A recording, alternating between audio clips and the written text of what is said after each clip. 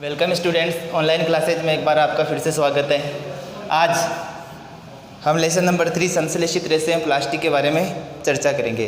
तो देखिए, संश्लेषित रेशे क्या होते हैं पहले ये देखते हैं। रेशे जो हम कपड़े पहनते हैं, ये कपड़े जिनसे बने हुए रहते हैं उन्हें रेशे कहते हैं। तो सबसे पहले याद रखना है कि रेशे कितने प्रकार के होते हैं। रेशे 2 प्रकार के होते हैं। एक तो रेशा होता है प्राकृतिक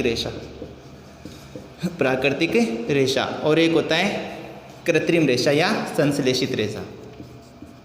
रेशे 2 प्रकार के होते हैं, एक तो होता है संश्लेषित और एक होता है प्राकृतिक। तो संश्लेषित रेशा होता है ना, उसे कृत्रिम रेशा भी कहते हैं। यह मनुष्य स्वयं बनाता है, इसलिए इसे कृत्रिम रेशा कहते हैं। और जो प्राकृतिक रेशा होता है, इसका प्रकृति में निर्माण होता है। ये हमें पेड़ पौधों से प्राप्त होता है, पेड़ पौधों से या जंतुओं से प्राप्त होता है। इसलिए प्रकृति से सीधा इनका निर्माण होता है प्रकृति में, इसलिए प्रकृति से प्राप्त होने वाले रेशे को प्राकृतिक रेशे कहते हैं। जैसे है कपास का पौधा होता है, इससे हमें रुई प्राप्त होती है, उस रुई से रेशा प्राप्त होता है। जूट, जो बोरियां बनाई जाती है वो जूट इससे बनाई जाती है। पटसन, तो ये रेशे होते हैं। इनसे हमें जो रेशे प्राप्त होते हैं वो प्राकृतिक रेशे होते हैं। संश्लेषित रेशे इनको कृत्रिम रेशा भी कहते हैं, क्योंकि इनका निर्माण मानव द्वारा होता है। तो संश्लेषित रेशे किसे कहते हैं? हमारा टॉपिक आज का संश्लेषित रेशा क्या होता है। तो संश्लेषित रेशा देखिए क्या होता है। वे रेशे, या डायरेक्ट याद रखना है, मानव निर्मित रेशे कृत्रिम रेशे या संश्लेषित रेशे कहलाते हैं।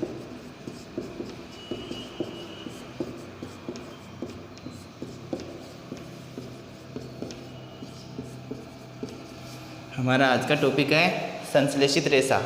अगले पार्ट में हम पढ़ेंगे प्लास्टिक के बारे में। तो संश्लेषित रेशा क्या होता है? मानव निर्मित रेशा संश्लेषित रेशा कहलाता है। ये इसे कृत्रिम रेशा भी कहते हैं। एग्जाम्पल इसका याद रखना है, जैसे रेयॉन, नायलॉन और आर्लोन। नायलॉन, रेयॉन और आर्लोन ये संश्लेषित रेशे होते हैं, मानव निर्मित रेशे होते हैं। ये कृत्रिम पदार्थों के द्वारा, रासायनिक पदार्थों के द्वारा निर्माण होता है इनका, इसलिए इन्हीं को बोलते हैं संश्लेषित रेशे। अब देखिए, संश्लेषित रेशों के बनाने का तरीका कैसे बनाया जाता है। तो सबसे पहले हम याद रखेंगे रेयॉन के बारे में कि रेयॉन कैसे बनाया जाता है। तो याद रखना, रेयॉन को बनाने के लिए ठीक उसी प्रकार की विधि का उपयोग होता है। तो सबसे पहले याद रखना, जिस प्रकार से हम नमकीन बनाते हैं। तो देखो, रेयॉन कैसे बनाया जाता है। रेयॉन को बनाने के लिए हमें आवश्यकता होती है सेल्यूलोज की। आवश्यकता किसकी होती है? सेल्यूलोज की। याद रखना, जैसे रेयॉन को बनाना, इसको याद रखना बिल्कुल ही ईजी होता है। ठीक उसी प्रकार से बनाते हैं इसको जिस प्रकार से नमकीन बनाते हैं। तो नमकीन को बनाने के लिए आवश्यकता किसकी होती है? बेसन की।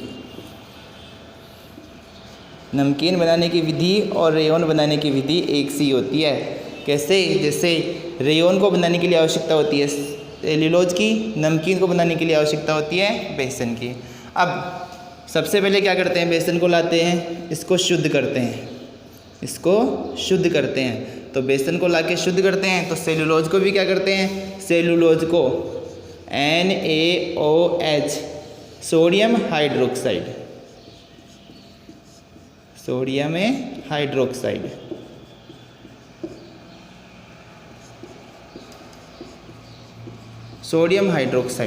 NaOH, इस सेलुलोज को सोडियम हाइड्रोक्साइड के विलयन में डालते हैं और विलयन में डालकर उसको शुद्ध करते हैं। सेलुलोज को सोडियम हाइड्रोक्साइड के विलयन में डालकर उसे शुद्ध करते हैं। ठीक उसी प्रकार से बेसन को बाजार से लाकर शुद्ध करते हैं। शुद्ध करके फिर क्या करते हैं? इसको शुद्ध करके, अब इसमें नमकीन बनाने के लिए इसका घोल बनाना पड़ेगा।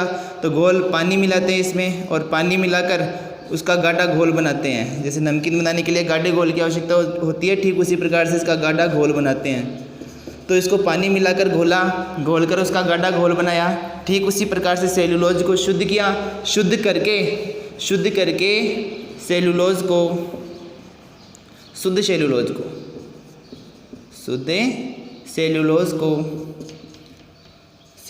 को क्या करते हैं? घोलते हैं। घोलने के लिए CH2 carbon disulphide, carbon disulphide, carbon disulphide के विलयन में घोलते हैं। तो याद रखना है नमकीन बनाने की जैसी प्रक्रिया होती है ठीक वैसी ही रेयॉन बनाने की प्रक्रिया होती है। नमकीन बनाने के लिए बेसन लेकर आते हैं, सेलुलोज चाहिए रेयॉन बनाने के लिए। तो सेलुलोज को शुद्ध करते हैं, शुद्ध सेलुलोज को कार्बन डाइसल्फाइड में घोलते हैं। कार्बन डाइसल्फाइड में घोलकर, कार्बन डाइसल्फाइड में घोलकर उसका गाढ़ा घोल बनाते हैं। इसको घोल के गाढ़ा घोल बनाते हैं, गाढ़ा घोल बनाते हैं। तो देखो इधर गाढ़ा घोल बना लिया, यहाँ पर भी गाढ़ा घोल बन रहा है। अब क्या करते हैं नमकीन बनाने के लिए इस गाढ़े घोल को पतले छिद्रों द्वारा, पतले छिद्रों द्वारा, पतले छिद्रों द्वारा किस में डालते हैं? इस गाढ़े घोल को पतले छिद्रों द्वारा तेल में डालते हैं। ठीक उसी प्रकार से जो हमारे पास सेलुलोज को कार्बन डाइसल्फाइड में घोलने पर जो गाढ़ा घोल बना है, इस घोल को बोलते हैं विस्कोस। इस गाढ़े घोल को क्या बोलते हैं? विस्कोस। क्वेश्चन ये भी पूछ सकता है कि विस्कोस किसे कहते हैं? विस्कोस क्या होता है? विस्कोस सेलुलोज को सोडियम हाइड्रोक्साइड के विलयन से शुद्ध करके और उसको कार्बन डाइसल्फाइड में घोलकर एक गाढ़ा घोल बनाते हैं। उस गाढ़े घोल को विस्कोस कहते हैं। इस विस्कोस को क्या करते हैं? वही प्रक्रिया पतले छिद्रों से, पतले छिद्रों द्वारा, पतले छिद्रों के द्वारा किस में डालते हैं? तेल में डालते हैं इसको। तो इसको डालेंगे H2SO4, H2SO4 ये होता है अम्ल, H2SO4 अम्ल मतलब सल्फ्यूरिक अम्ल, इसका याद रखना नाम सल्फ्यूरिक अम्ल।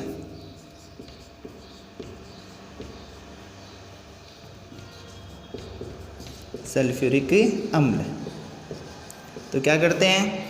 देखिए विस्कोस को पतले छिद्रों द्वारा सल्फ्यूरिक अम्ल में प्रवाहित करते हैं और इस अम्ल में प्रवाहित करने के बाद में जो रेशा प्राप्त होता है वो रेशा कहलाता है रेयॉन। क्या कहलाता है? रेयॉन कहलाता है। तो यही बात याद रखनी है। रेयॉन बनाने की विधि पूछे तो नमकीन बनाने की विधि को याद रखना है। बेसन को शुद्ध करके पानी में घोलकर गाढ़ा घोल बनाते हैं और उसे पतले छिद्रों द्वारा तेल में प्रवाहित करते हैं और तेल में प्रवाहित करने पर क्या बनती है? नमकीन बनती है। ठीक उसी प्रकार से रेयॉन कैसे बनता है? सेल्यूलोज को शुद्ध करते हैं। सेल्यूलोज को शुद्ध करने के लिए सोडियम हाइड्रोक्साइड चाहिए, तो सोडियम हाइड्रोक्साइड के विलयन में डालकर सेल्यूलोज को शुद्ध करते हैं। सेल्यूलोज को शुद्ध करके सोडियम हाइड्रोक्साइड के विलयन में उसे शुद्ध करके शुद्ध सेल्यूलोज को कार्बन डाइसल्फाइड के विलयन में घोलकर उसका गाढ़ा घोल बनाएंगे।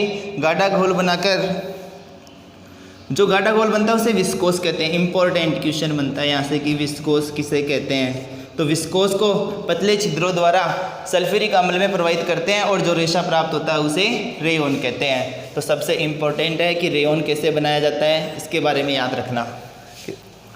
आज देखो एक चीज़ और याद रखना है, रेयॉन को सबसे पहले चीन में बनाया गया, चीन में बनाया गया सबसे पहले रेयॉन को।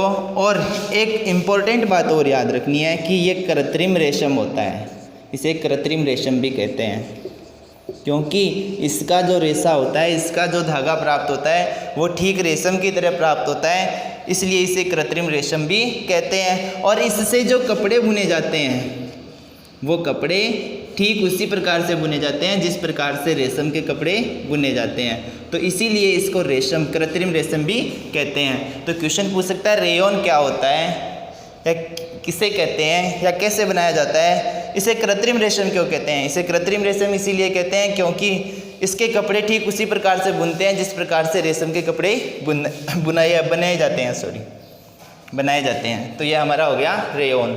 रेयॉन कैसे बनाया जाता है। इसके बाद में सेकंड नंबर पर आता है नायलॉन, कि नायलॉन कैसे प्राप्त होता है या कैसे बनाया जाता है। तो देखिए आगे,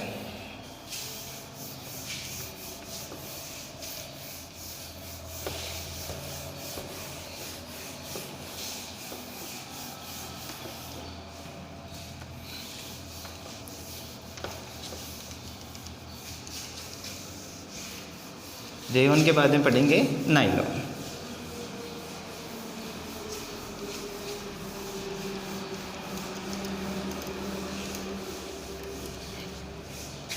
तो देखिए नायलॉन कैसे बनाया जाता है। नायलॉन इम्पोर्टेंट है, पूछ सकता है कि नायलॉन क्या होता है या कैसे बनाया जाता है। तो सबसे पहले इसको बनाने का तरीका देखिए। इतना अपन बता चुके हैं कि ये जो रेशे होते हैं वो बहुलीकरण। तो नायलॉन बनाने से पहले हम एक टॉपिक और पढ़ते हैं बहुलक के बारे में। तो देखिए बहुलक क्या होता है। बहुलक किसे कहते हैं? बहुलक को अंग्रेजी में बोलते हैं पॉलीमर। तो देखिए सभी ने ट्रेन देखी है कि ट्रेन कैसे बनाई जाती है। ठीक उसी प्रकार से देखो, जैसे ट्रेन में क्या होते हैं, छोटे छोटे डब्बे मिलते हैं और छोटे छोटे डब्बे मिलकर एक बहुत लंबी ट्रेन का निर्माण करते हैं। मतलब एक एक डिब्बा मिलता है और एक एक डिब्बा मिलकर एक लंबी ट्रेन का निर्माण करता है। ठीक उसी प्रकार से बहुलक क्या होता है? बहुलक में छोटी छोटी श्रृंखलाएँ होती है, छोटी छोटी एकलक इकाइयाँ होती है। एकलक इकाइयाँ छोटी छोटी, जैसे एक माला होती है उसमें एक एक मोती पिरोते हैं। जैसे ये हमारे पास कोई माला है, इसमें एक एक मोती यदि हम पिरोते जाए तो एक लंबी माला प्राप्त हो जाती है। तो वही बात यहाँ पर याद रखना है कि माला का निर्माण कैसे होता है? छोटे छोटे मोती, यानी कि अगर एक ही धागे में पिरो दे, सबको एक ही साथ जोड़ दे तो माला प्राप्त हो जाती है। ठीक उसी प्रकार से बहुलक क्या होता है? इसे अंग्रेजी में पॉलीमर कहते हैं और ये ग्रीक भाषा का शब्द है। किस भाषा का शब्द है? ग्रीक भाषा का शब्द है। बहुलक या पॉलीमर ग्रीक भाषा का शब्द है। ये दो शब्दों से मिलकर बना है। एक तो होता है इसमें पॉली और एक होता है मर।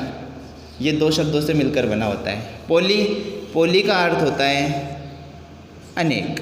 पॉली का अर्थ क्या होता है? अनेक होता है। और मर का अर्थ होता है इकाई। मर का अर्थ क्या होता है? इकाई होता है। मतलब क्या हुआ? पॉलीमर का मतलब क्या हुआ? अनेक। जैसे ये अनेक डिब्बे मिलते हैं और ट्रेन का निर्माण करते हैं, ठीक उसी प्रकार से अनेक छोटी छोटी इकाइयाँ मिलकर एक लंबी श्रृंखला का निर्माण करते हैं। उस लंबी श्रृंखला को क्या कहते हैं? बहुलक कहते हैं। तो छोटी छोटी एकलक इकाइयाँ, वो भी कितनी? अनेक छोटी छोटी एकलक इकाइयाँ मिलकर एक लंबी श्रृंखला का निर्माण करते हैं। एक लंबी श्रृंखला का निर्माण करते हैं जिसे लंबी श्रृंखला का निर्माण करते हैं जिसे बहुलक कहते हैं। तो बहुलक का अर्थ क्या होता है? याद रखना है। बहुलक एक ग्रीक भाषा का शब्द है। ये दो शब्द इंग्लिश में इसको पॉलीमर कहते हैं। पॉली का अर्थ होता है अनेक और मर का अर्थ होता है इकाई। मतलब अनेक छोटी छोटी इकाइयाँ मिलकर एक लंबी श्रृंखला का निर्माण करती है। उस श्रृंखला को कहते हैं बहुलक। और ये बहुलक बनाने की जो प्रक्रिया होती है उसे कहते हैं बहुलीकरण। और इसी प्रक्रिया के द्वारा बनता है नायलॉन।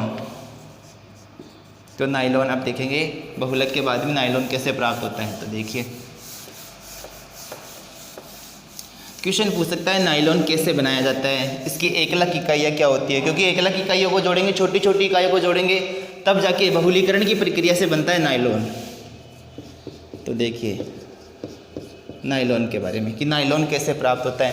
तो नायलॉन प्राप्त करने के लिए सबसे पहले याद रखना है कि एकलक इकाइयाँ कौन कौन सी होती हैं। तो देखिए नायलॉन के बारे में एकलक इकाई होती है। एक तो इसकी hexamethylene diamine, hexamethylene diamine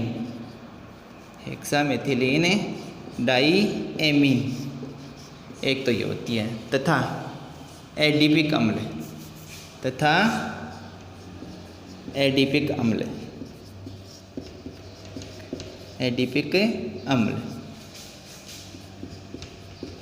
hexamethylene diamine तथा एडिपिक अम्ल, इन दोनों की यानी कि नायलॉन बनाने के लिए एकलक इकाई, क्योंकि छोटी छोटी श्रृंखलाएं बहुत बार जोड़ेंगे तब जाके हमारे पास बहुलीकरण होगा। तो बहुलीकरण करने के लिए हमें एकलक इकाइयाँ चाहिए। नायलॉन 66 नायलॉन बनाने के लिए एक तो हेक्सामेथिलीन डाइएमीन और एक एडिपिक अम्ल, ये एकलक इकाइयाँ होती है। इन्हें बार बार जोड़ते हैं तो हमारे पास क्या प्राप्त हो जाता है?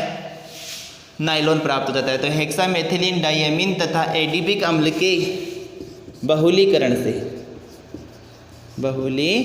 से नायलॉन प्राप्त होता है। नायलॉन प्राप्त होता है।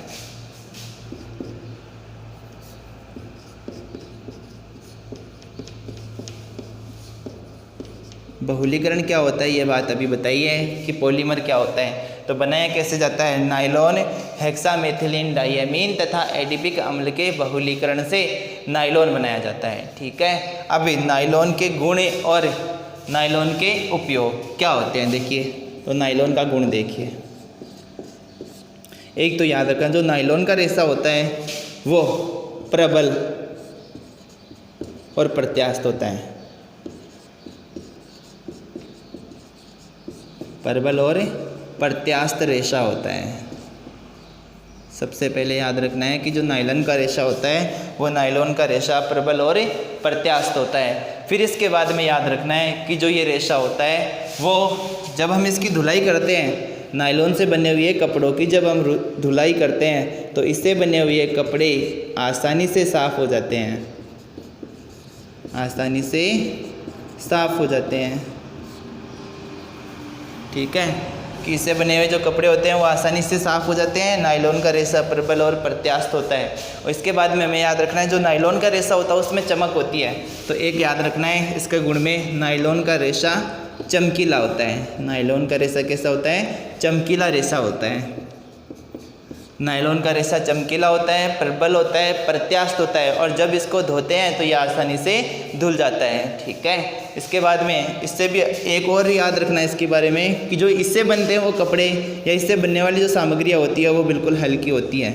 तो ये जो रेशा होता है वो हल्का होता है।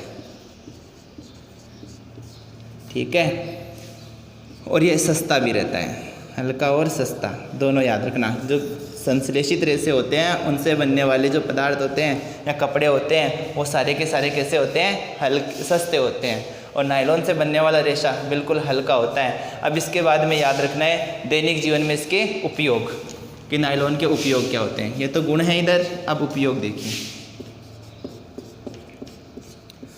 अब देखिए उपयोग क्या होता है। एक तो इसका पहाड़ों पर जब हम चढ़ते हैं तो पहाड़ों पर चढ़ने वाली रस्सियाँ, पहाड़ों पर चढ़ने के लिए रस्सियों की आवश्यकता होती है, वो रस्सियाँ बनती है। तो पहाड़ों पर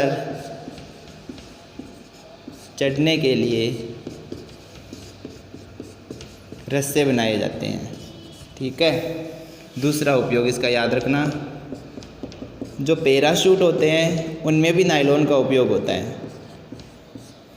पैराशूट, जब हम किसी ऊंचाई से धरातल की ओर आते हैं तो वहाँ पर हमें आवश्यकता होती है पैराशूट की।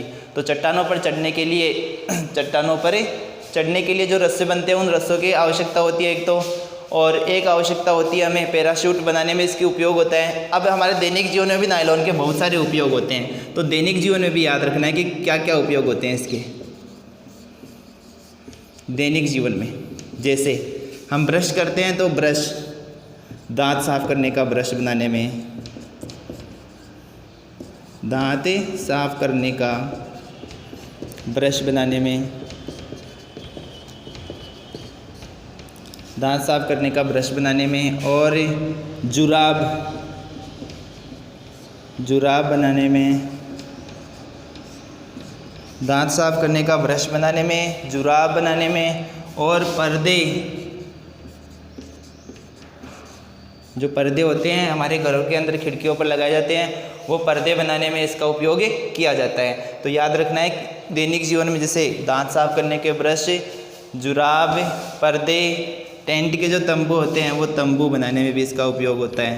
तो याद रखना नायलॉन के उपयोग, क्वेश्चन पूछ सकता है नायलॉन कैसे प्राप्त किया जाता है, इसके गुण क्या होते हैं, इसका उपयोग क्या होता है। तो नायलॉन के गुण, उपयोग और प्राप्त करने का तरीका याद रखना है। अब देखिए नायलॉन के बाद में हम पढ़ेंगे आर्लॉन के बारे में।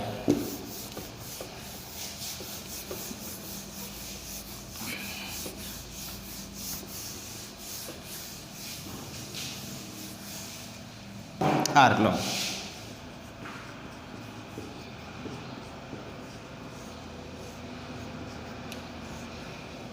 आर्लॉन कैसे प्राप्त किया जाता है। तो आर्लॉन के बारे में हमें याद रखना है। आर्लॉन सीधा सा याद रखना है। आर्लॉन बनाने के लिए एक तो हमें आवश्यकता होती है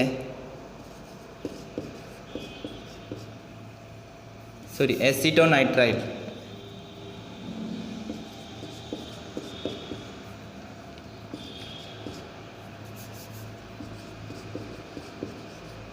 टेरेफ्थैलिक अम्ल, टेरेफ्थैलिक अम्ल, टेरेफ्थैलिक अम्ल और एथिलीन ग्लाइकोल।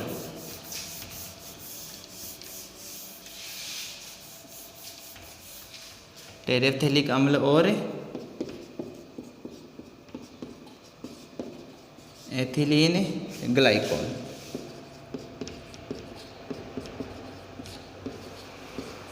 के बहुलीकरण से।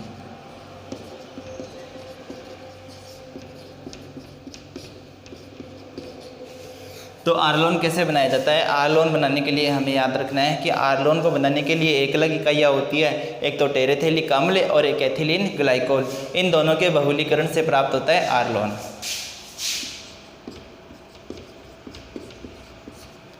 आर्लोन बनाने के लिए एथिलीन ग्लाइकोल और टेरेफ्थैलिक अम्ल इसकी आवश्यकता होती है। इनके बहुलीकरण से हमें प्राप्त होता है आर्लोन। आर्लोन के गुण और नाइलॉन के गुण लगभग एक जैसे होते हैं। तो आर्लोन कैसे प्राप्त किया जाता है? मोस्ट इंपॉर्टेंट क्वेश्चन है, इसके बारे में याद रखना है कि आर्लोन प्राप्त कैसे किया जाता है, ये इंपॉर्टेंट है। ठीक है, अब क्वेश्चन में पूछ सकता है एक क्वेश्चन हो रहा है कि संश्लेषित रेशों के क्या गुण होते हैं। तो संश्लेषित रेशों के गुण याद रखना है। संश्लेषित रेशा हल्का होता है, संश्लेषित रेशा सस्ता होता है, संश्लेषित रेशा चमकीला होता है, संश्लेषित रेशा एक जल्दी साफ होता है और एक लंबे समय तक कार्य करता है, लंबे समय तक खराब नहीं होता है।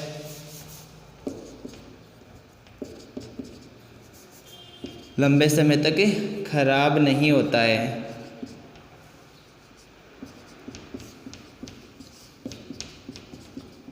और सुखाता है तो जल्दी सूखता है, सूखता जल्दी है।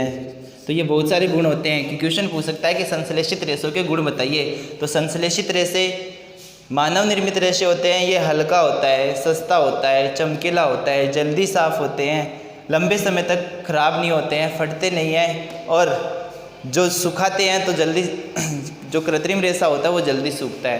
तो ये हमारे गुण हो गए किसके? संश्लेषित रेशे के। आज हमने सीखा नाइलॉन कैसे बनाया जाता है, आर्लोन कैसे बनाया जाता है और रेयोन कैसे बनाया जाता है। तो इनको बनाने की विधि, इनके जो इंपॉर्टेंट क्वेश्चन है उनकी पीडीएफ डाल दी जाएगी, आप पीडीएफ से देखा करो।